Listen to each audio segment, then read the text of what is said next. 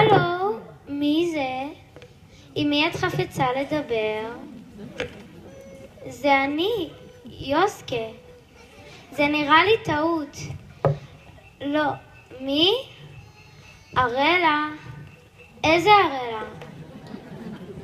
ארלה ממפעל הפיס. תפסיקו להטריד אותי, תרמתי כבר במשרד.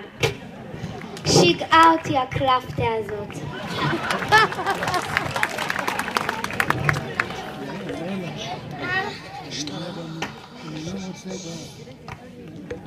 שלום, לאה.